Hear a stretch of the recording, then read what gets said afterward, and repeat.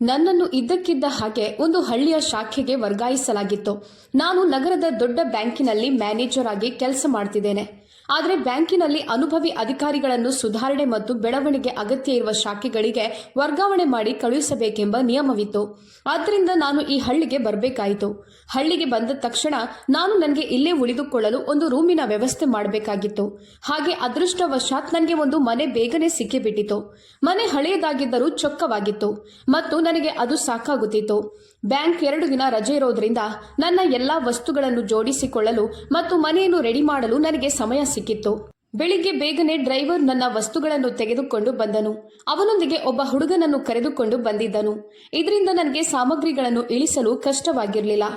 ಅಂದಹಾಗೆ ನನ್ನಲ್ಲಿ ಲೆಕ್ಕವಿಲ್ಲದಷ್ಟು ಸಾಮಗ್ರಿಗಳು ಇರಲಿಲ್ಲ. ಕೆಲವು ಬಟ್ಟೆಗಳು ಮತ್ತು ಅಗತ್ಯ ವಸ್ತುಗಳು, ಹಾಗೆ ಅಡುಗೆ ಮಾಡಲು ಬೇಕಾದ ಪಾತ್ರೆಗಳು ಮತ್ತು ಪೀಠೋಪಕರಣಗಳಿದ್ದವು. ಅವುಗಳನ್ನು ಕೆಳಗಿಳಿಸಿದ ನಂತರ ನಾನು ಕ್ಲೀನ್ ಮಾಡಲು ಶುರು ಮಾಡಿದೆ. ಹಳೆಯ ಮನೆಯಾಗಿರೋದ್ರಿಂದ ಕೋಣೆಯಲ್ಲಿ ಧೂಳು ಮತ್ತು ಜೇಡರ ಬಲೆಗಳಿಂದ ತುಂಬಿ ಹೋಗಿತ್ತು. ನಾನು ಕೋಣೆಯನ್ನು ಗುಡಿಸುತ್ತಿರುವಾಗ ಯಾರೋ ಬಾಗಿಲು ತಟ್ಟುವ ಶಬ್ದ ಕೇಳಿಸಿತು. ಮೊದಲನೇ ಬಾರಿ ನಾನು ನಿರ್ಲಕ್ಷಿಸಿದೆ. ಆದರೆ 2ನೇ ಬಾರಿ ಕೇಳಿಸಿದಾಗ ನಾನು ಬಾಗಿಲು ತೆರೆದೆ. ಕೈಯಲ್ಲಿ ಒಂದು ಚೀಲ ಹಿಡಿದು ಒಬ್ಬ ಮಹಿಳೆ ನಿಂತಿದ್ದಳು. ಅವಳ ಮುಖ ಸರಳವಾಗಿತ್ತು ಮತ್ತು ಅವಳ ಕಣ್ಣುಗಳಲ್ಲಿ ಆತ್ಮೀಯತೆ ಕಾಡಿಸ್ತಿತ್ತು. ಅವಳು ಮುಗುಳ್ನಗುತ್ತಾ, ಹಲೋ ಸರ್, ನನ್ನ ಹೆಸರು ರಾಧಿಕಾ, ನಾನಿಲ್ಲೇ ಪಕ್ಕದಲ್ಲಿ ವಾಸಿಸುತ್ತಿದ್ದೇನೆ ಅಂತ ಹೇಳಿದಳು. ಹೊಸ ಜಾಗ ಮತ್ತು ಪರಿಚಯವಿಲ್ಲದ ಪರಿಸರದಲ್ಲಿ ಇದ್ದಕ್ಕಿದ್ದಂತೆ ಯಾರನ್ನೋ ಭೇಟಿಯಾಗೋದು ನನಗೆ ಸ್ವಲ್ಪ ವಿಚಿತ್ರವೆನಿಸಿತು. ಆದರೆ ಅವಳ ನಿರಾಳ ಮಾತು ಆ ವಾತಾವರಣವನ್ನು ಹಗುರಗೊಳಿಸಿತು. ಅವಳು ಮಾತು ಮುಂದುವರಿಸಿ, ನೀವು ಬ್ಯಾಂಕಿನ ಕೆಲಸಕ್ಕಾಗಿ ಇಲ್ಲಿಗೆ ಬಂದಿದ್ದೀರಿ ಅಲ್ವಾ? ನಿಮ್ಗೇನಾದ್ರೂ ಸಹಾಯ ಬೇಕಾದ್ರೆ ನನಗೆ ಹೇಳಿ. ಇಲ್ಲಿ ಬೆಳಗ್ಗೆ 6 ಗಂಟೆಯಿಂದ 6:30 ತನಕ ಮಾತ್ರ ನೀರು ಸರಬರಾಜು ಆಗುತ್ತದೆ. ನಿಮಗೆ ಬೇಕಾದ ನೀರನ್ನು ನೀವು ಆಗಲೇ ಸಂಗ್ರಹಿಸಿಕೊಳ್ಳಿ ಅಂತ ಹೇಳಿದಳು. ನಾನು ಅವಳಿಗೆ ಧನ್ಯವಾದಗಳನ್ನು ಹೇಳಿದೆ. ನಾನು ಪ್ರತಿದಿನ ಬೆಳಗ್ಗೆ ನೀರು ತುಂಬಿಸಿ ಇಡಬೇಕಾಗಿತ್ತು. ಇದು ನನಗೆ ನಗು ತರಿಸಿತು. ಯಾಕಂದ್ರೆ ನಾನಿನ್ನೂ ಯಾವುದಕ್ಕೂ ಸಿದ್ಧತೆ ಮಾಡಿಕೊಂಡಿರಲಿಲ್ಲ. ನಿಮ್ಗೆ ಈಗ ನೀರಿನ ಅವಶ್ಯಕತೆ ಇದೆಯಾ ಎಂದು ಅವಳು ನನ್ನನ್ನು ಕೇಳಿದಳು. ನಾನು ಅವಶ್ಯಕತೆ ಇದೆ ಅಂತ ಹೇಳಿದೆ. ಅವಳು ನಾನು ನೀರು ತರುತ್ತೇನೆ ಅಂತ ಹೇಳಿ ಹೊರಟು ಹೋದಳು. ಅವಳು ಹೊರಟು ಹೋಗುತ್ತಿದ್ದಂತೆ ನನ್ನ ಮೇಲೆ ವಿಚಿತ್ರವಾದ ಪ್ರಭಾವವನ್ನು ಬೀರಿದ್ದಳು. ನಾನು ಮತ್ತೆ ನನ್ನ ವಸ್ತುಗಳನ್ನು ಸರಿಯಾಗಿ ಜೋಡಿಸಲು ಪ್ರಾರಂಭಿಸಿದೆ. ಕೋಣೆಯಲ್ಲಿ ನನ್ನ ಬಟ್ಟೆ ಮತ್ತು ಇತರ ವಸ್ತುಗಳನ್ನು ಇಡಲು ಒಂದು ಸಣ್ಣ ವಾರ್ಡ್ರೋಬ್ನ ವ್ಯವಸ್ಥೆ ಮಾಡಲಾಗಿತ್ತು. ಸ್ವಲ್ಪ ಹೊತ್ತಿನ ನಂತರ ರಾಧಿಕಾ ಸೊಂಟದಲ್ಲಿ ಒಂದು ಕೊಡ ನೀರು ಇಟ್ಟುಕೊಂಡು ಬಂದಳು. ಸರ್, ನನ್ನ ಬಳಿ ಹೆಚ್ಚು ನೀರಿಲ್ಲ. ಈ ಒಂದು ಕೊಡ ಮಾತ್ರ ಇದೆ. ಇದು ನಿಮ್ಗೆ ಇವತ್ತಿಗೆ ಸಾಕಾಗುತ್ತದೆ. ನಾನು ಮತ್ತೆ ಬೆಳಗ್ಗೆ ಬರುತ್ತೇನೆ ಅಂತ ಹೇಳಿ ಹೋದಳು. ಅವಳ ಮಾತುಗಳು ಅವಳ ಸರಳತೆಯಷ್ಟೇ ಮುಗ್ಧವಾಗಿದ್ದವು. ನಾನು ನಗುತ್ತಾ ಅವಳಿಗೆ ಮತ್ತೆ ಧನ್ಯವಾದ ಹೇಳಿದೆ. ಕೊಡವನ್ನು ಒಳಗೆ ಇಟ್ಟು ನನ್ನ ಕೆಲಸವನ್ನು ಮುಂದುವರಿಸಿದೆ. ಒಂದು ಕ್ಷಣ ಸಮಯ ನಿಂತು ಹೋದಂತೆ ನನಗೆ ಅನಿಸತೊಡಗಿತು. ಅವಳ ಕಣ್ಣುಗಳಲ್ಲಿರುವ ಹೊಳಪು, ಅವಳ ಮುಖದ ಮೇಲಿನ ಮುಗ್ಧತೆ ಮತ್ತು ಅವಳ ನಿರಾಳ ವರ್ತನೆ ಎಲ್ಲವೂ ವಿಚಿತ್ರ ರೀತಿಯಲ್ಲಿ ನನ್ನನ್ನು ಆಕರ್ಷಿಸಿತು. ನೀವಿಲ್ಲಿಗೆ ಹೊಸಬರು ಮತ್ತು ನಿಮ್ಗೆ ಯಾರ ಪರಿಚಯವೂ ಇಲ್ಲ. ಹಾಗಾಗಿ ನಿಮ್ಗೆ ಏನಾದ್ರೂ ಅಗತ್ಯವಿದ್ರೆ ನೀವು ನನ್ನನ್ನು ಕೇಳಬಹುದು ಅಂತ ಹೇಳಿದಳು. ಅವಳ ಪ್ರತಿಯೊಂದು ಮಾತಿನಲ್ಲೂ ಆತ್ಮೀಯತೆ ಇತ್ತು. ನಂತರ ಅವಳು ಹೊರಟು ಹೋದಳು. ಆದ್ರೆ ನಾನು ತುಂಬಾ ಹೊತ್ತು ಬಾಗಿಲಿನ ಕಡೆ ನೋಡುತ್ತಲೇ ನಿಂತಿದ್ದೆ. ಅವಳ ಉಪಸ್ಥಿತಿಯು ಕೋಣೆಯ ಗಾಳಿಯನ್ನು ವ್ಯಾಪಿಸಿರುವಂತೆ ತೋರುತ್ತಿತ್ತು. ನಂತರ ನಾನು ಎಲ್ಲಾ ಕೆಲಸವನ್ನು ಮುಗಿಸಿ ವಿಶ್ರಾಂತಿ ಪಡೆಯಲು ಚಾಪೆಯ ಮೇಲೆ ಮಲಗಿದೆ. ನನಗೆ ನಿದ್ದೆ ಬರಲಿಲ್ಲ. ಆದ್ರೆ ನನಗೆ ನೆಮ್ಮದಿಯ ಭಾವನೆ ಇತ್ತು. ನಾನು ಪೇಪರ್ ಓದುತ್ತಿದ್ದಾಗ ಬಾಗಿಲಲ್ಲಿ ಮತ್ತೆ ಆ ಧ್ವನಿ ಕೇಳಿಸಿತು. ಆದ್ರೆ ಈ ಬಾರಿ ಅವಳು ಬಾಗಿಲು ತಟ್ಟಿರಲಿಲ್ಲ. ಅವಳು ಮೊದಲಿಗೆ ಮೆಲ್ಲನೆ ಕೆಮ್ಮಿದಳು ಮತ್ತು ನಗುತ್ತಾ, ಸರ್, ನಾನು ನಿಮ್ಗೇನಾದ್ರೂ ತಿನ್ನಲು ತೆಗೆದುಕೊಂಡು ಬರ್ಬೇಕಾ ಎಂದು ಕೇಳಿದಳು. ಆಗ ನಾನು, ಇಲ್ಲ, ನನಗೆ ಅಡುಗೆ ಮಾಡಲು ಬರುತ್ತದೆ ಮತ್ತು ಅದಕ್ಕೆ ಬೇಕಾದ ಎಲ್ಲಾ ಸಾಮಗ್ರಿಗಳನ್ನು ನಾನು ತೆಗೆದುಕೊಂಡು ಬಂದಿದ್ದೇನೆ ಎಂದು ಹೇಳಿದೆ. ಅವಳು ಒಂದು ಕ್ಷಣ ಸುಮ್ಮನಾದಳು. ಅವಳ ಕಣ್ಣುಗಳಲ್ಲಿ ಕುತೂಹಲ ಕಾಣಿಸ್ತಿತ್ತು. ಹಾಗಾದ್ರೆ ನಾನು ನಿಮ್ಗೆ ತರಕಾರಿಗಳನ್ನು ತಂದುಕೊಡುತ್ತೇನೆ ಅಂತ ಹೇಳಿದಳು. ನಾನು ಅವಳನ್ನು ದಿಟ್ಟಿಸಿ ನೋಡುತ್ತಿದ್ದೆ. ಆಗ ನಾನು ಅವಳ ಕೈಗಳನ್ನು ನೋಡಿದೆ. ಅವಳು ಸೀರೆಯ ಸೆರಗಿನಲ್ಲಿ ಏನೋ ಕಟ್ಟಿಕೊಂಡು ಬಂದಿದ್ದಳು. ಅವಳು ನಿಧಾನವಾಗಿ ಸೆರಗಿನಲ್ಲಿ ಕಟ್ಟಿದ್ದ ಗಂಟನ್ನು ಬಿಚ್ಚುತ್ತಾ, ನಾನು ನಿಮ್ಗೆ ತಾಜಾ ಮೆಂತೆಲೆಗಳನ್ನು ತಂದಿದ್ದೇನೆ. ಇದು ಇಲ್ಲಿಯೇ ಹೊಲದಲ್ಲಿ ಬೆಳೆಸಿದ್ದೇನೆ ಅಂತ ಹೇಳಿದಳು. ಅವಳ ಕಣ್ಣುಗಳಲ್ಲಿ ಒಂದು ರೀತಿಯ ಪ್ರೀತಿ ಮತ್ತು ಆತ್ಮೀಯತೆ ಸ್ಪಷ್ಟವಾಗಿ ಕಾಣುತ್ತಿತ್ತು. ಅವಳು ಶುದ್ಧ ಮನಸ್ಸಿನ ಹುಡುಗಿಯಾಗಿದ್ದಳು. ನಾನು ನಿಧಾನವಾಗಿ ಕೈ ಚಾಚಿ ಅವಳಿಂದ ಮೆಂತ್ಯ ಸೊಪ್ಪನ್ನು ತೆಗೆದುಕೊಂಡೆ. ಆ ಕ್ಷಣದಲ್ಲಿ ನನ್ನ ಮನಸ್ಸಿನಲ್ಲಿ ವಿಚಿತ್ರವಾದ ಭಾವನೆ ಬೀಸಿದಂತಾಯಿತು. ನಾನು ಅವಳಿಗೆ ಕೃತಜ್ಞತೆಯನ್ನು ಹೇಳಿದಾಗ ಅವಳು ಮುಗುಳ್ನಕ್ಕು ಹೊರಟು ಹೋದಳು. ನಾನು ಮೆಂತ್ಯ ಸೊಪ್ಪುಗಳನ್ನು ಬೇಯಿಸಿ ಪಲಾವ್ ತಯಾರಿಸಿದೆ. ತಾಜಾ ಎಲೆಗಳ ಸುವಾಸನೆಯು ಕೋಣೆಯಾದ್ಯಂತ ವ್ಯಾಪಿಸಿತು. ಊಟ ಸರಳವಾಗಿದ್ದರೂ ವಿಶಿಷ್ಟವಾದ ಪರಿಮಳವನ್ನು ಹೊಂದಿತ್ತು. ಹಳ್ಳಿಯ ಮಣ್ಣಿನ ವಾಸನೆಯು ಅದರಲ್ಲಿ ಬೆರೆತು ಹೋಗಿತ್ತು. ಆ ರಾತ್ರಿ ನನಗೆ ಗಾಢವಾದ ನಿದ್ದೆ ಬಂದಿತ್ತು. ಮರುದಿನ ಬೆಳಗ್ಗೆ ಎದ್ದು ನಾನು ಸಮಯಕ್ಕೆ ಸರಿಯಾಗಿ ಅವಳು ಹೇಳಿದ ಹಾಗೆ ನೀರು ತುಂಬಿಸಿದೆ. ಹಳ್ಳಿಯ ಜೀವನಕ್ಕೆ ನಾನು ಹೊಂದಿಕೊಳ್ಬೇಕು. ನಗರದ ಅಭ್ಯಾಸಗಳು ಇಲ್ಲಿ ಉಪಯುಕ್ತವಾಗೋದಿಲ್ಲ ಎಂದು ನನಗೆ ಈಗ ಅರ್ಥವಾಯಿತು. ಆ ದಿನ ರಜೆ ಇತ್ತು. ಅವತ್ತು ನಾನು ಉತ್ತಮವಾದ ಬಟ್ಟೆಯನ್ನು ಧರಿಸಿಕೊಂಡು ಹಳ್ಳಿಯನ್ನು ಸುತ್ತಾಡಿಕೊಂಡು ಬರಲು ಹೊರಟೆ. ನಾನು ಕೆಲಸ ಮಾಡಬೇಕಾಗಿದ್ದ ಬ್ಯಾಂಕ್ ಕಟ್ಟಡವು ನಿಂಬೆ ಮತ್ತು ಬಾದಾಮಿ ಮರಗಳಿಂದ ಸುತ್ತುವರಿದು ಸುಂದರವಾಗಿತ್ತು. ಹಳ್ಳಿಯ ವಾತಾವರಣವು ತುಂಬಾ ಹಿತವಾಗಿತ್ತು ಮತ್ತು ಸುತ್ತಲಿರುವ ಮೌನವು ವಿಶಿಷ್ಟವಾದ ಮಾಧುರ್ಯವನ್ನು ಹೊಂದಿತ್ತು. ಬ್ಯಾಂಕ್ ರಜೆಯಾಗಿದ್ದ ಕಾರಣ ನನಗೆ ಒಳಗೆ ಹೋಗಿ ನೋಡಲು ಸಾಧ್ಯವಾಗಲಿಲ್ಲ. ಆದ್ದರಿಂದ ನಾನು ಹೊರಗಿನಿಂದ ಸುತ್ತಲೂ ನೋಡಿದೆ. ಹತ್ತಿರದಲ್ಲಿ ಸಣ್ಣ ಅಂಗಡಿಗಳಿದ್ದವು. ಅಲ್ಲಿನ ಗ್ರಾಮಸ್ಥರು ತಮ್ಮ ವ್ಯವಹಾರದಲ್ಲಿ ತೊಡಗಿದ್ದರು. ಆ ವಾತಾವರಣವನ್ನು ನೋಡಿದಾಗ ಇದು ನನ್ನ ಸುಂದರವಾದ ಪ್ರಪಂಚ ಮತ್ತು ಇದನ್ನು ಕಾಪಾಡಿಕೊಳ್ಳುವುದು ನನ್ನ ಜವಾಬ್ದಾರಿಯಾಗಿದೆ ಎಂದು ನನಗೆ ಅನಿಸಿತು. ಹತ್ತಿರದಲ್ಲಿ ಒಂದು ಸಣ್ಣ ಡಾಬಾ ಇತ್ತು. ನನಗೆ ಹಸಿವಾಗ್ತಿತ್ತು. ಆದ್ರಿಂದ ನಾನು ಅಲ್ಲಿಗೆ ಹೋದೆ. ಬಿಸಿ ಬಿಸಿಯಾದ ದೋಸೆ ಮತ್ತು ಚಹಾ ಕುಡಿದು ನನ್ನ ಹಸಿವನ್ನು ನೀಗಿಸಿಕೊಂಡೆ. ಆ ತಾಜಾ ಉಪಹಾರವು ನನಗೆ ಒಂದು ರೀತಿಯ ಆತ್ಮೀಯತೆಯ ಭಾವನೆಯನ್ನು ಹುಟ್ಟುಹಾಕಿತು. ನಾನು ಇಡೀ ದಿನವನ್ನು ಹಳ್ಳಿಯಲ್ಲಿ ಆನಂದಿಸುತ್ತಾ ಕಳೆದೆ. ಸಂಜೆಯಾಗುತ್ತಲೇ ನಾನು ನನ್ನ ಮನೆಗೆ ಹಿಂತಿರುಗಿದೆ. ಸುಸ್ತಾಗಿದ್ದ ಕಾರಣ ಬೇಗನೆ ನಿದ್ರೆಗೆ ಜಾರಿದೆ. ಮರುದಿನ ಬೆಳಗ್ಗೆ ನಾನು ತುಂಬಾ ಉತ್ಸಾಹದಿಂದ ಎದ್ದೆ. ಯಾಕಂದ್ರೆ ಈ ಊರಿನ ಬ್ಯಾಂಕಿನಲ್ಲಿ ನನ್ನ ಮೊದಲ ದಿನವಾಗಿತ್ತು. ಸಿದ್ಧವಾಗಿ ಸಮಯಕ್ಕೆ ಸರಿಯಾಗಿ ಆಗಮಿಸಿದ ನನ್ನನ್ನು ಬ್ಯಾಂಕಿನ ಸಿಬ್ಬಂದಿಗಳು ನಗುತ್ತಾ ಹೂಗುಚ್ಛ ಕೊಟ್ಟು ಸ್ವಾಗತಿಸಿದರು. ಜನರ ಸಂಖ್ಯೆ ಕಡಿಮೆಯಾಗಿತ್ತು, ಆದರೆ ಅವರ ವ್ಯವಹಾರದ ಉತ್ಸಾಹ ನನ್ನ ಹೃದಯವನ್ನು ಮುಟ್ಟಿತು. ನಾನು ಸಂತೋಷದಿಂದ ಮೊದಲನೇ ದಿನ ನನ್ನ ಕೆಲಸವನ್ನು ಪ್ರಾರಂಭಿಸಿದೆ. ಸಂಜೆಯಾಗುತ್ತಲೇ ನಾನು ಮನೆಗೆ ಹೊರಟೆ.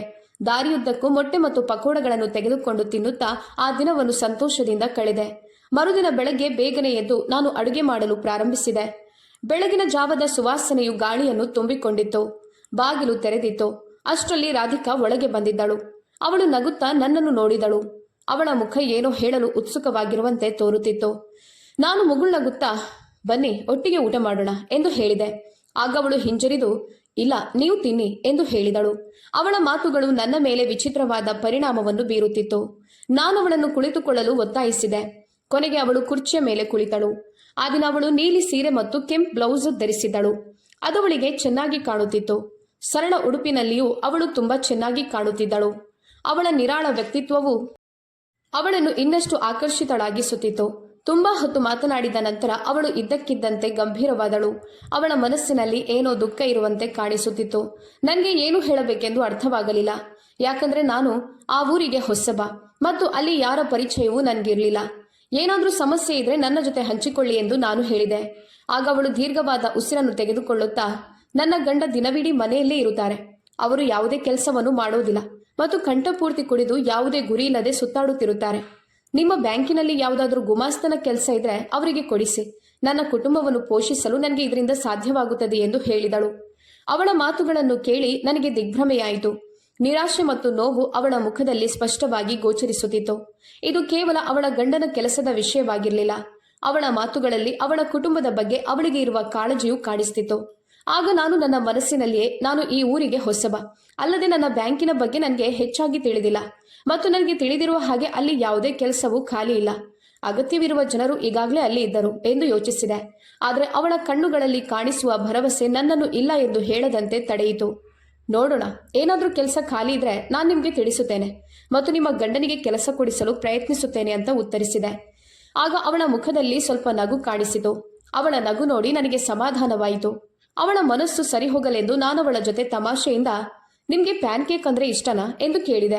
ಆಗ ಅವಳು ಹೌದು, ನನಗೆ ತುಂಬಾ ಇಷ್ಟ, ಆದ್ರೆ ನಾನಿವತ್ತು ಉಪವಾಸ ಮಾಡುತ್ತಿದ್ದೇನೆ ಎಂದು ಹೇಳಿದಳು. ಆಗ ನಾನು ನಗುತ್ತಾ ಸರಿ ಆಯ್ತು, ನಾನು ಒಂದು ದಿನ ಕೇಕ್ ಮಾಡಿ ನಿಮ್ಮನ್ನು ಕರೆಯುತ್ತೇನೆ ಎಂದು ಹೇಳಿದೆ. ಅವಳ ಕಣ್ಣುಗಳಲ್ಲಿ ಈಗ ಆತ್ಮವಿಶ್ವಾಸ ಕಾಣಿಸ್ತಿತ್ತು. ಅವಳು ಖಂಡಿತವಾಗಿಯೂ ಕರೆಯಿರಿ ಅಂತ ಹೇಳಿ ಎದ್ದು ನಿಂತಳು. ಅಂದು ಅವಳು ನೀಲಿ ಸೀರೆ ಮತ್ತು ಕೆಂಪು ಬಣ್ಣದ ಬ್ಲೌಸ್ ಧರಿಸಿದ್ದಳು. ಅವಳ ಸರಳತೆಯು ವಿಶೇಷ ಆಕರ್ಷಣೆಯನ್ನು ಹೊಂದಿತ್ತು. ಅವಳ ನಗು, ಅವಳ ನಡವಳಿಕೆ ಮತ್ತು ಅವಳ ನಿರಂತರ ಉಪಸ್ಥಿತಿ ಎಲ್ಲವೂ ನನ್ನನ್ನು ವಿಚಲಿತಗೊಳಿಸುತ್ತಿತ್ತು. ಅವಳು ನನ್ನ ಜೊತೆ ಮಾತನಾಡಲು ಬರುತ್ತಿರಲಿಲ್ಲ. ಬದಲಾಗಿ ಅವಳ ಗಂಡನಿಗೆ ಕೆಲಸ ಸಿಗುವ ಭರವಸೆಯಿಂದ ಬರುತ್ತಿದ್ದಾಳೆ ಎಂದು ನನಗೆ ಬಲವಾಗಿ ಅನಿಸತೊಡಗಿತು. ನಾನು ಮತ್ತೆ ಬರುತ್ತೇನೆ ಎಂದು ಹೇಳಿ ಅಲ್ಲಿಂದ ಹೊರಟು ಹೋದಳು. ಅಂದು ರಾತ್ರಿ ನನಗೆ ನಿದ್ದೆ ಬರಲಿಲ್ಲ. ಹೊಸ ಜಾಗವಾಗಿರೋದ್ರಿಂದ ನನಗೂ ಕಷ್ಟವಾಗ್ತಿತ್ತು. ಆದರೆ ಆ ಹೆಂಗಸಿನ ಮುಖ ನನ್ನ ಮನಸ್ಸಿನಲ್ಲಿ ಉಳಿದಿತ್ತು. ಅವಳ ನಗು, ಸೂಕ್ಷ್ಮ ಮಾತುಗಳು ಮತ್ತು ಅವಳು ಮೊದಲನೇ ಬಾರಿ ನೀರಿನ ಕೊಡವನ್ನು ಸೊಂಟದಲ್ಲಿ ಇಟ್ಟು ನಡೆದುಕೊಂಡು ಬಂದ ರೀತಿ ಎಲ್ಲವೂ ನನ್ನ ಕಣ್ಣೆದುರಿಗೆ ಬಂದು ಹೋಯಿತು. ಹೀಗೆ ಒಂದೆರಡು ದಿನಗಳು ಕಳೆದವು. ನಂತರ ಒಂದು ಭಾನುವಾರ ಬಂದಿತ್ತು. ಆ ದಿನ ನನಗೆ ಬ್ಯಾಂಕ್ ರಜೆ ಇತ್ತು ಮತ್ತು ನಾನು ಬೆಳಗ್ಗೆ ಏಳುವುದು ತಡವಾಗಿತ್ತು. ಆದ್ದರಿಂದ ನನಗೆ ನೀರನ್ನು ತುಂಬಿಸಲು ಸಾಧ್ಯವಾಗಲಿಲ್ಲ. ನನ್ನ ಕೋಣೆಯಲ್ಲಿ ಸ್ವಲ್ಪನೂ ನೀರು ಇರಲಿಲ್ಲ. ನಾನು ಬಾಗಿಲಲ್ಲಿ ನಿಂತು ಸುತ್ತಲೂ ನೋಡುತ್ತಿದ್ದೆ. ಆಗ ನಾನು ರಾಧಿಕಾಳ ಮನೆಗೆ ಹೋಗಬೇಕೆಂದುಕೊಂಡೆ. ಆದರೆ ನನ್ನ ಮನಸ್ಸು ತಡೆಯಿತು. ಗುರುತು ಪರಿಚಯವಿಲ್ಲದ ಊರಿನಲ್ಲಿ ಒಬ್ಬರ ಮನೆಗೆ ಇದ್ದಕ್ಕಿದ್ದಂತೆ ಹೋಗೋದು ಸರಿಯಲ್ಲ ಎಂದೆನಿಸಿತು. ನಾನು ನನ್ನ ಕೋಣೆಯಲ್ಲೇ ಕುಳಿತುಕೊಂಡೆ. ಸ್ವಲ್ಪ ಹೊತ್ತಿನಲ್ಲಿ ರಾಧಿಕಾ ಬಂದಳು. ನಾನು ಅವಳಿಗಾಗಿ ಕಾಯುತ್ತಿದ್ದ ಹಾಗೆ ಅವಳನ್ನು ನೋಡಿದಾಗ ನನಗೆ ಸಮಾಧಾನವಾಯಿತು. ಬಾಗಿಲಿನ ಹೊರಗೆ ನಿಂತು ನಗುತ್ತಾ, ಹೇಗಿದ್ದೀರಾ ಸರ್ ಎಂದು ಕೇಳಿದಳು.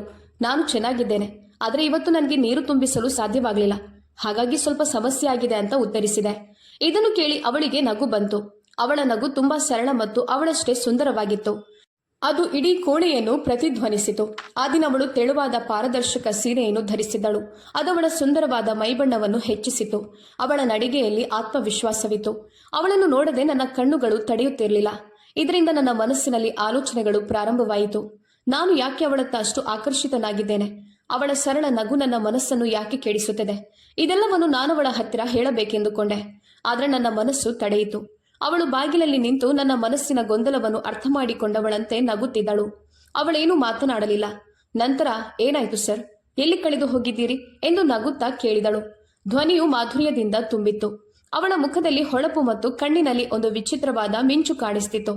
ನಾನು ಅವಳನ್ನೇ ನೋಡಿ ನನ್ನ ಮನಸ್ಸಿನಲ್ಲಿ ಆಗುವ ಗೊಂದಲವನ್ನು ಎಂದಿಗೂ ಅವಳ ಜೊತೆ ಹಂಚಿಕೊಳ್ಳಲು ಸಾಧ್ಯವಿಲ್ಲ ಎಂದು ಅಂದುಕೊಂಡೆ.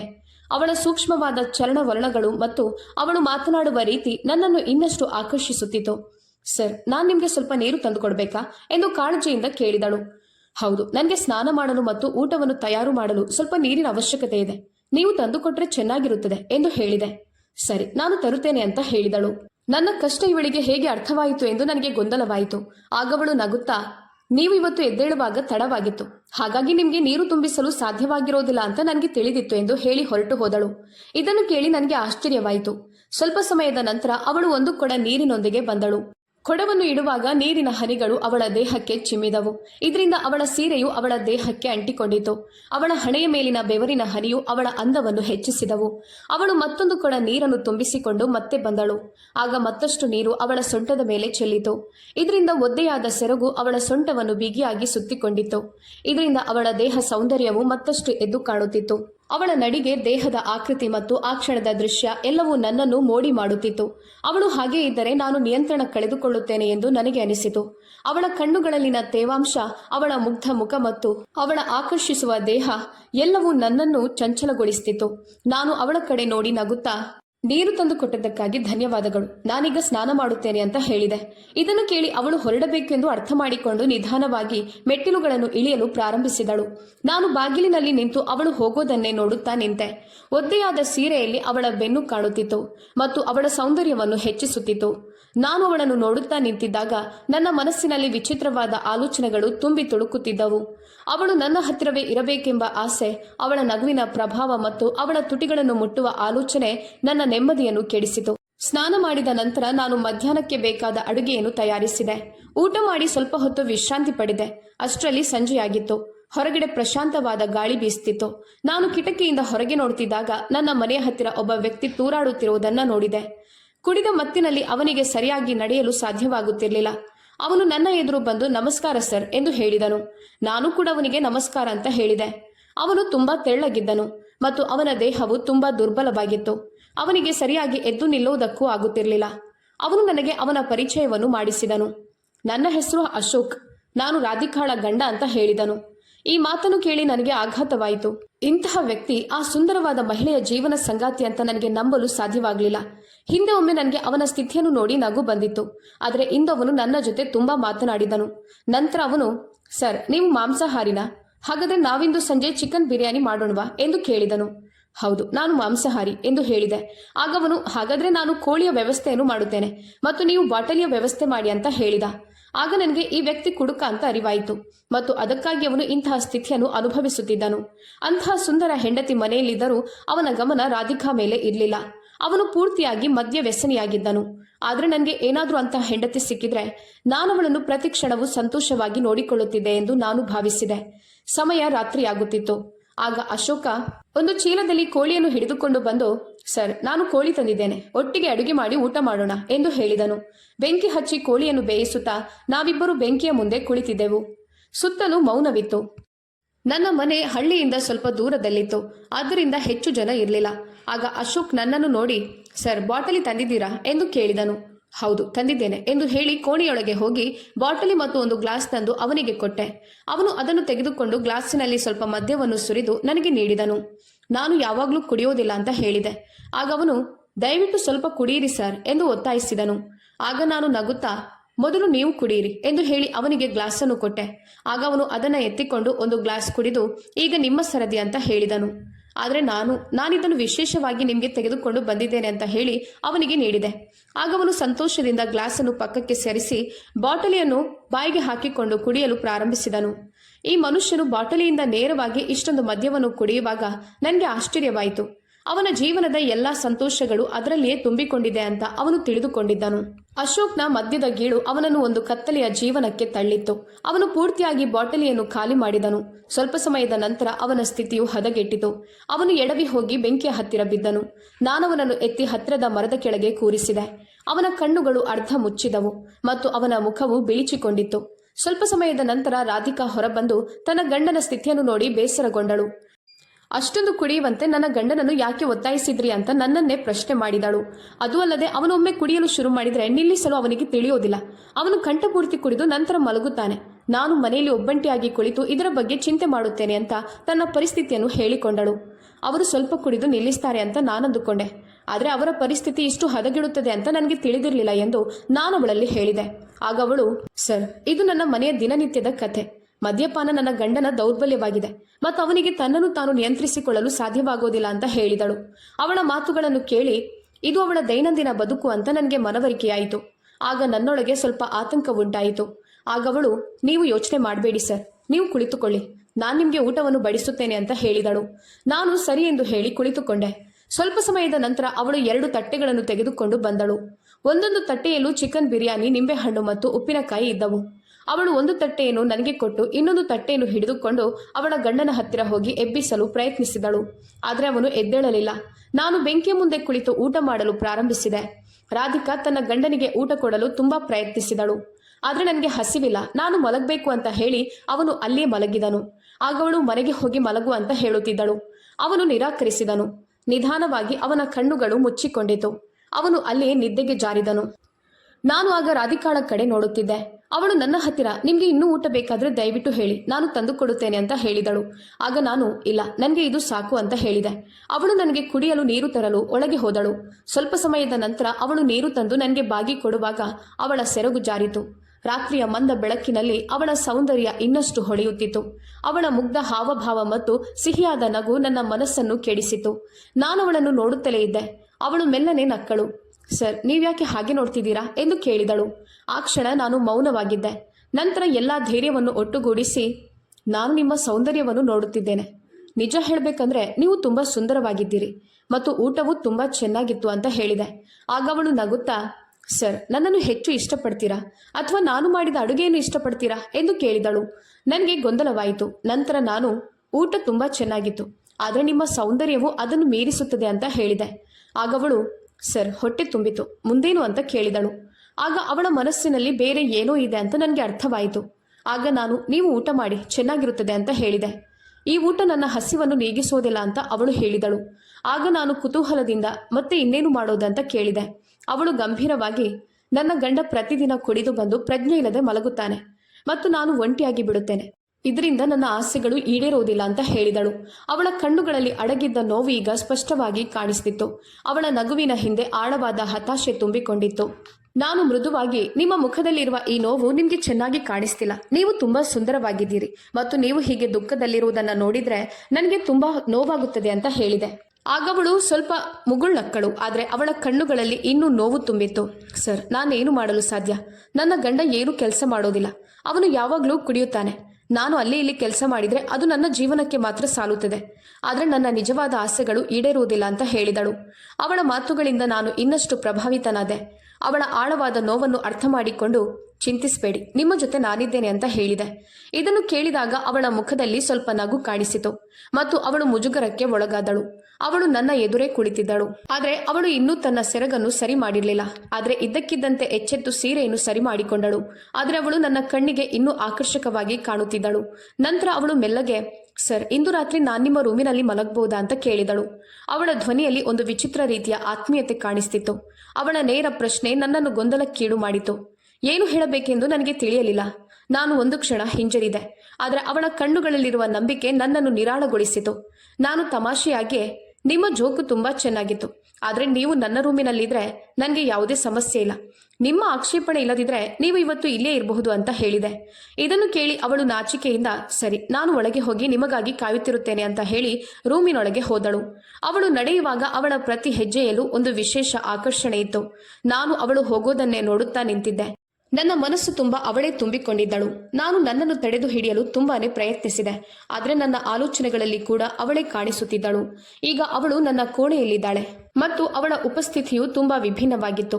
ನಾನು ಎದ್ದು ನಿಧಾನವಾಗಿ ಕೋಣೆಯ ಕಡೆಗೆ ಹೋದೆ. ಬಾಗಿಲು ಸ್ವಲ್ಪ ತೆರೆದಿತ್ತು. ನಾನು ಒಳಗೆ ಹೋದಾಗ ಅವಳು ಕೋಣೆಯ ಒಂದು ಮೂಲೆಯಲ್ಲಿ ಕುಳಿತಿದ್ದಳು. ಮಂದ ಬೆಳಕಿನಲ್ಲಿ ಅವಳ ಸೌಂದರ್ಯ ಇನ್ನಷ್ಟು ಹೊಳೆಯುತ್ತಿತ್ತು. ನಾನು ಹತ್ತಿರ ಹೋಗಿ ಅವಳ ಮುಂದೆ ಕುಳಿತುಕೊಂಡೆ. ಅವಳು ನಾಚಿಕೆಯಿಂದ ತಲೆ ತಗ್ಗಿಸಿದಳು. ಅವಳ ಕೂದಲಿನ ಪರಿಮಳ ನನ್ನ ಉಸಿರಿನಲ್ಲಿ ಸೇರಿಕೊಂಡಿತ್ತು. ನಾನು ಧೈರ್ಯ ಮಾಡಿ ಅವಳ ಹೊಟ್ಟೆಯ ಮೇಲೆ ಕೈಯಿಟ್ಟೆ. ಅವಳು ಮೃದುವಾಗಿ ನಿಟ್ಟುಸಿರು ಬಿಟ್ಟಳು. ಅವಳ ಪ್ರತಿಕ್ರಿಯೆ ನನ್ನ ಹೃದಯ ಬಡಿತವನ್ನು ಹೆಚ್ಚಿಸಿತು. ಅವಳು ಬಂದು ಹಾಸಿಗೆಯ ಮೇಲೆ ಮಲಗಿದಳು. ನಾನು ಹತ್ತಿರ ಹೋಗಿ ಅವಳ ತುಟಿಗಳಿಗೆ ನನ್ನ ತುಟಿಗಳನ್ನು ಸೇರಿಸಿದೆ. ಸರ್, ಇಂದು ಇಡೀ ರಾತ್ರಿ ನಾನು ನಿಮ್ಮವಳು ಅಂತ ಹೇಳಿದಳು. ಆಗ ನನಗೆ ನನ್ನನ್ನು ತಡೆಯಲು ಸಾಧ್ಯವಾಗಲಿಲ್ಲ. ಅವಳು ನನ್ನ ಕಡೆ ಕೈ ಚಾಚಿದಳು ಮತ್ತು ನಾವಿಬ್ಬರು ಪರಸ್ಪರ ಕಳೆದು ಹೋದೆವು. ನಾನು ಅವಳನ್ನು ನನ್ನ ತೋಳುಗಳಲ್ಲಿ ಹಿಡಿದಿಟ್ಟುಕೊಳ್ಳಬೇಕೆಂದು ಅವಳು ಬಯಸಿದಳು ಮತ್ತು ತಕ್ಷಣ ನಾನವಳನ್ನು ಬಿಗಿದಪ್ಪಿಕೊಂಡೆ. ತುಂಬಾ ಸಮಯದವರೆಗೆ ನಾವಿಬ್ಬರು ಹಾಗೇ ಇದ್ದೆವು. ಅವಳು ನನ್ನನ್ನು ಅವಳ ಬಳಿ ಎಳೆದುಕೊಂಡಾಗ ನಾನು ಸುಸ್ತಾಗಿ ಮಲಗಿದೆ. ರಾತ್ರಿ ಇಡೀ ನಾವಿಬ್ಬರು ಎಚ್ಚರವಾಗಿದ್ದೆವು. ಮುಂಜಾನೆ 4 ಗಂಟೆಯ ಹೊತ್ತಿಗೆ ನನ್ನ ದೇಹವು ಕ್ಷೀಣಿಸಿತು. ನಾನು ನಿದ್ರೆಗೆ ಜಾರಿದೆ. ನನಗೆ ತುಂಬಾ ಸುಸ್ತಾಗಿತ್ತು ಮತ್ತು ಅವಳಿಗೂ ತುಂಬಾ ಸುಸ್ತಾಗಿತ್ತು. ನನಗೆ ಎಚ್ಚರವಾದಾಗ ಬೆಳಗ್ಗೆ 8 ಗಂಟೆಯಾಗಿತ್ತು. ನನ್ನ ದೇಹವು ಭಾರವಾದಂತೆ ಅನಿಸುತ್ತಿತ್ತು. ಕಳೆದ ರಾತ್ರಿಯ ನೆನಪುಗಳು ನನ್ನ ಮನಸ್ಸನ್ನು ಚಂಚಲಗೊಳಿಸಿತು. ನಾನು ನನ್ನ ಪಕ್ಕದಲ್ಲಿ ಮಲಗಿದ್ದ ಅವಳನ್ನು ನೋಡಿದಾಗ ಅವಳು ಅಲ್ಲಿ ಇರಲಿಲ್ಲ. ನಾನು ಎದ್ದು ಮುಖ ತೊಳೆದು ನೀರು ಕುಡಿದು ಹೊರಗೆ ಬಂದೆ. ಆದರೆ ಹೊರಗೆ ಯಾವ ಬೆಂಕಿಯ ಕುರುಹು ಕೂಡ ಇರಲಿಲ್ಲ. ಬೂದಿ ಕೂಡ ಮಾಯವಾಗಿತ್ತು. ಇದನ್ನು ನೋಡಿ ನನ್ನ ಮನಸ್ಸಿನಲ್ಲಿ ವಿಚಿತ್ರವಾದ ಭಯ ಪ್ರಾರಂಭವಾಯಿತು. ರಾಧಿಕಾಳ ಮನೆಗೆ ಹೋಗಿ ಇದರ ಬಗ್ಗೆ ಕೇಳೋಣ ಎಂದುಕೊಂಡೆ. ಆದರೆ ನನಗೆ ಧೈರ್ಯ ಬರಲಿಲ್ಲ. ನನ್ನ ದೇಹದ ಸುಸ್ತು ಮತ್ತು ಆಲೋಚನೆ ನನ್ನನ್ನು ಹೋಗದಂತೆ ತಡೆಯಿತು. ಆಗ ಒಬ್ಬ ಹಿರಿಯ ವ್ಯಕ್ತಿ ಊರುಗೋಲಿನ ಸಹಾಯದಿಂದ ನಡೆದುಕೊಂಡು ನನ್ನ ಹತ್ತಿರ ಬಂದರು. ಸರ್, ನೀವು ಚೆನ್ನಾಗಿದ್ದೀರಾ ಎಂದು ಕೇಳಿದರು. ನಾನು ಆಶ್ಚರ್ಯದಿಂದ, ನಾನು ಚೆನ್ನಾಗಿದ್ದೇನೆ, ಏನ್ ವಿಷಯ ಎಂದು ಕೇಳಿದೆ. ಆಗ ಅವರು ಹತ್ತಿರದ ಹಳೆಯ ಮನೆಯನ್ನು ತೋರಿಸಿ, ಸರ್, ನೀವೀ ಮನೆಯನ್ನು ನೋಡಿದ್ದೀರಾ? ರಾಧಿಕಾ ಎಂಬ ಮಹಿಳೆ ತನ್ನ ಗಂಡನೊಂದಿಗೆ ಇಲ್ಲಿ ವಾಸಿಸುತ್ತಿದ್ದಳು. ಅವಳ ಗಂಡ ಕುಡುಕನಾಗಿದ್ದರಿಂದ ಅವಳು ಜೀವನದಲ್ಲಿ ತುಂಬಾ ತೊಂದರೆಯನ್ನು ಅನುಭವಿಸಿದ್ದಳು. ಅವಳ ಸೌಂದರ್ಯ ಎಲ್ಲರನ್ನೂ ಆಕರ್ಷಿಸುತ್ತಿತ್ತು. ಅವರಿಗೆ ಮಕ್ಕಳಿರಲಿಲ್ಲ. ಅವಳ ಗಂಡ ಎಂದಿಗೂ ಅವಳಿಗೆ ಬೆಂಬಲವಾಗಿ ಇರಲಿಲ್ಲ. ಅವಳು ಒಬ್ಬಂಟಿಯಾಗಿ ವಾಸಿಸುತ್ತಿದ್ದಳು. ನಾನು ಆಶ್ಚರ್ಯದಿಂದ ಅವರನ್ನೇ ದಿಟ್ಟಿಸಿ ನೋಡುತ್ತಿದ್ದೆ. ಅವರು ಮಾತು ಮುಂದುವರಿಸಿದರು. ಒಂದು ದಿನ ಅವಳ ಗಂಡ ಕುಡಿದು ಸತ್ತೇ ಹೋದ ಮತ್ತವಳು ಸಂಪೂರ್ಣವಾಗಿ ಒಂಟಿಯಾಗಿ ಬಿಟ್ಲು. ಇದರಿಂದ ಮನನೊಂದ ಅವಳು ತನ್ನ ಪ್ರಾಣವನ್ನು ತೆಗೆದುಕೊಂಡಳು. ಇದನ್ನು ಕೇಳಿದಾಗ ನನಗೆ ಭೂಮಿಯೇ ಬಾಯಿ ಬಿಟ್ಟಂತಾಯಿತು. ನನ್ನ ಮನಸ್ಸಿನ ತುಂಬ ಭಯ ಉಂಟಾಯಿತು. ಕಳೆದ ರಾತ್ರಿಯ ಎಲ್ಲಾ ನೆನಪುಗಳು ನನ್ನ ಮನಸ್ಸಿಗೆ ಮರುಕಳಿಸಿತು. ನಿನ್ನೆ ರಾತ್ರಿ ನನಗೆ ಏನಾಯಿತು ಎಂಬುದರ ನಿಜವಾದ ಅರ್ಥವೇನೆಂದು ನನಗೆ ತಿಳಿಯಲಿಲ್ಲ. ನನಗೆ ತುಂಬಾ ಆಶ್ಚರ್ಯವಾಯಿತು. ನಾನು ನಿಜವಾಗಿಯೂ ಯಾರೊಂದಿಗೆ ರಾತ್ರಿಯನ್ನು ಕಳೆದೆ ಅಥವಾ ಅವರ ಆತ್ಮ ಬಂದು ನನ್ನ ಜೊತೆ ಮಾತನಾಡುತ್ತಿದ್ದ? ಈ ಆಲೋಚನೆಯಿಂದ ನನಗೆ ಭಯ ಮತ್ತು ಕುತೂಹಲ ಉಂಟಾಯಿತು. ಈಗ ನಾನು ಆ ಮನೆಯಲ್ಲಿ ಒಬ್ಬಂಟಿಯಾಗಿ ನಿಂತಿದ್ದೆ. ಆದರೆ ನನ್ನ ಮನಸ್ಸಿನಲ್ಲಿ ಕೊರೆಯುತ್ತಿದ್ದ ಪ್ರಶ್ನೆ ಎಂದರೆ, ನಿನ್ನೆ ರಾತ್ರಿ ನನ್ನ ಕೋಣೆಯಲ್ಲಿ ಇದ್ದವರು ಯಾರು? ಸ್ನೇಹಿತರೆ, ಈ ಕಥೆಯ ಬಗ್ಗೆ ನಿಮ್ಮ ಅಭಿಪ್ರಾಯ ಏನೆಂಬುದನ್ನು ಕಾಮೆಂಟ್ ಮೂಲಕ ತಿಳಿಸಿ. ಕಥೆ ಇಷ್ಟವಾಗಿದ್ದಲ್ಲಿ ಲೈಕ್ ಮಾಡಿ, ಶೇರ್ ಮಾಡಿ, ಕಾಮೆಂಟ್ ಮಾಡಿ. ಕಥೆಯನ್ನು ಪೂರ್ತಿಯಾಗಿ ಕೇಳಿದ ನಿಮಗೆ ಧನ್ಯವಾದಗಳು.